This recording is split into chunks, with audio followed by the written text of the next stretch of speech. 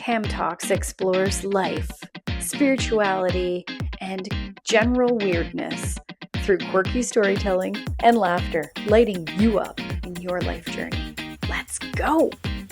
So for those of you who are watching this, you can see I have this beautiful blanket wrapped around me now that the cat is like climbing inside of here. And this blanket is actually from Guatemala, and it is handmade. The cat is curling up quite nicely. Okay, that feels weird. There's a cold nose on my arm. I just thought it would be fitting to have this because I want to talk about, I took a trip to Guatemala in 2015. Yes, 2015. And it's interesting how it came about. So I used to be a consultant for Arbonne. So that's a skincare and wellness company that it was so fun. I had such a lovely experience traveling and growing my team and doing all the things. I think I did it for I don't know, I think like 10 years. I still finally just stopped using the products, I would say, in the last 6 months to a year. And it is 2026 as I'm recording this. So yes. Oh, maybe it was more than 10 years. Ow! Cat. Sorry, the cat just bit me. You're kicked out now. Now he's looking around. This is like the grumpiest of all the cats. Go. He was just looking like he was going to chew the cord. Anyways, so Guatemala. How it all came about was I was at an Arbonne meeting, and often when you go to these meetings, they will have the NVP, the national vice presidents or whatever level, who will come in and just do talks, right? Or I don't know actually where, I don't know if it was at some sort of like national meeting or what it was, but Val Andrews, sorry, this is the cat. Val Andrews came and was talking about whatever motivational stuff. And then she started talking about her charitable organization that she started because of the freedom basically that she had from doing Arbonne. So she has this lovely story that she adopted her son from Guatemala as a baby, and it was quite a lengthy process. And so when they were waiting to bring him home, I guess she stayed at the place, the orphanage where he was. And she felt very pulled to help this orphanage in whatever ways she could. And even when they came home, she basically started this charitable organization that benefited the orphanage from which she adopted her son. So beautiful, beautiful story. She is such a lovely human being. And she has her whole family. Sorry, I got to edit that.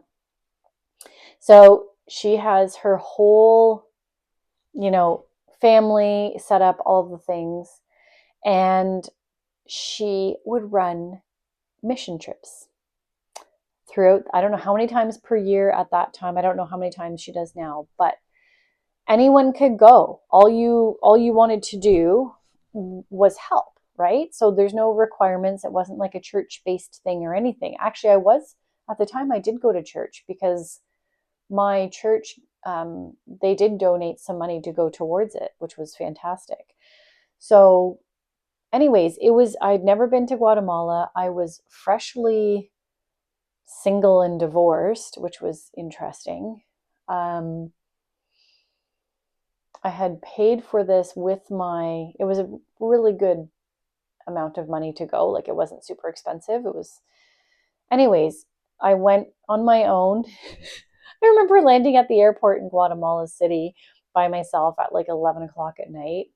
They lost some of my luggage, and I had brought, I had a piece of luggage full of donations, and then I had one or two pieces, and then my own, and then a carry-on. So there's me.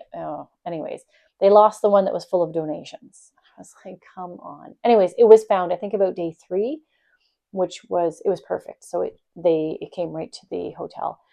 But so during this trip, we did, I think Val used to say it's a mission of love. So it's not like we didn't go and build schools and we didn't go and do just one thing. We did this wide variety of things. So the main part where I think we spent 3 or 4 days was at the orphanage. So when we were there, I think there were 50 children and about 25 of us. And normally the staff, I think there's 1 or 2 that were full-time staff. I don't know what it's like. I don't know what the structure is now, but this was all, like I said, this was just over 10 years ago. So when we went, we just like hung out with the kids, played outside with them. There was like a lice outbreak. So there were, I think, 5 women from our group, or 6, who just kept taking the kids one by one and were doing like lice treatments and picking them out and all that. And then they'd come back out and we'd just play with them and all this stuff. And it was in December. So I remember there was a Christmas party and it was beautiful. But so part of this, and Val organizes, I don't know how many of these, I don't know how many people are helping her do it now. But when I went there, we delivered bunk beds, which we had fundraised for. So we had like a truck. I remember riding in the back of the truck on the stack of these mattresses and bunk beds.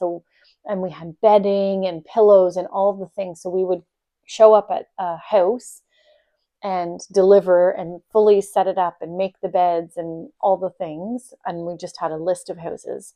And then I remember we went to this place. I can't remember what it was called, but it was brilliant. Drift, you're so vocal. That's him making sounds again. It was a brilliant idea because it was an American family who moved to Guatemala and opened this center, which was for pregnant teens. The pregnant teens got to stay as like a foster family setup with a family on site in like a house. So there were several of these houses or pods, whatever you want to call it, within this area. So the cool part was, so these teenage moms are pregnant. They are finally parented in a nice way. And like these people have their own kids and whatnot. So it gives them housing. So they're essentially getting their housing paid for, but they're giving a home and a family feeling to these pregnant teens who are about to give birth. And then the neat part was that this organization some of these girls, I would say a lot of the girls, are pregnant through rape. And we were told that some of them, it was from like their own father. So they would come to this wellness center, this place. There's counselors there. There's teachers. So they're getting educated. They're getting like therapy. So they're actually healing. And I remember them saying when they were talking about it that they do that first. So they don't come there and force them to go to school and do all the educational stuff. They come and they heal. And once they're at a point where they're good, then they can focus on their education. Meanwhile, as they're pregnant, right? Anyways, it's such a beautiful place and it was quite expansive. And so, I think we had donated, I don't know what we did there. I think we had gathered money. And so then a portion of it was to go there. So we went to see where it was going. And then another time there were all these food baskets that we had put together in another town. So we were in Antigua in Guatemala. And so we went to this other town. I'm not sure what it was called. And I just remember there were all of these food baskets that through donations and whatnot, people had put together. So yeah, we had this whole assembly line that the person at the bottom would take from the pile of like food baskets and pass it to the next person. And then it worked its way up this whole hill, like all these stairs to the top, where there were a few men who were, I don't know if they were part of the place where we were or if they were just locals and they were helping because apparently the crowd could get a little rambunctious and aggressive because people were that hungry. So it was a very moving experience for many reasons, but it was very sobering, right? Because I live in Canada and always raised kind of middle class, and even like we rented a house, so we would have been considered lower income to where I was raised. So what I was exposed to was a lot more than what my reality was, but even my reality in comparison was like luxury. So the place where we were distributing these food baskets from was also another part of who we helped with. Like I'm still not sure of all the connections, but basically the woman who ran that place, it started because she had her own kids, and I guess neighborhood kids started coming over and she would read to them. And eventually she basically started an outdoor school unofficially because these kids weren't going to school. And then I don't know if it's like a recognized charity or I don't know the structure of it, but basically she turned it into a school, which I'm pretty sure Val's team built the actual school as part of one of their other efforts to help in Guatemala. So yeah, that whole experience was amazing. And I do remember the one part about this when I came back from the trip. So we had time to go and explore. We went out for one dinner and we went to the tombs, which I think my other podcast I talked about going to see that tomb. But the hard part was coming back home. And I remember going to the grocery store and to get groceries, and I saw this woman with her two little girls, and there was nothing wrong with her. Like she was fine. I lived in Milton, and her daughters, it was just before Christmas. I think I got back on the 19th or the 12th, something like that. And just at the grocery store, and she's dressed to the nines, and her two little girls are in these beautiful dresses and their hair's done, and they're just, but I started crying. Like I had to deke into, I think it was like the clothing section, because I looked at her and I looked at what was in her cart and what her kids were wearing and what she was wearing. And I thought of how much of a change and how much help that could help the orphanage, say what they were wearing. It was probably like over 1,000, maybe even more dollars worth of just in their clothing. And I came from, seeing people clawing for these food baskets. And literally, like I went out to bring one out in that part of the story. I brought one out. I was at the top of the stairs, and then I brought one over. And literally, like the men who were guarding, they had to come and pull me away from the crowds because I was being pulled in. Because people are just hungry. There's no food, right? And then I came back to our grocery store and that. So anyways, so it was just a monumental trip on so many levels. I was so happy to be a part of it and to be able to help just that little bit. But Val, holy Mackinac, like what an inspiration. Everything that she's done and she's continuing to do.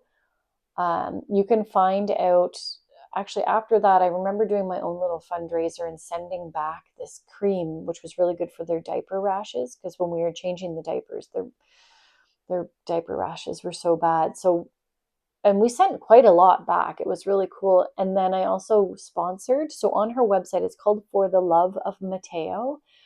You can go on there. I'm pretty sure she still does sponsorships. There's all of the information if you want to help and be a part of this wonderful, wonderful organization.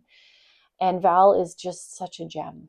So anyways, I hope you enjoyed that story. Maybe it'll spark a little something in you to maybe go on a trip, maybe help, maybe start your own charitable organization, make a change, help this world. She has touched thousands, probably hundreds of thousands of lives just out of pure love in her heart. So yeah, anyways, I'm so happy that I was a part of that. Maybe I should do another one. Anyways, thanks for listening. Peace out. Thanks for hanging out and listening to my wild and wacky Tam Talks.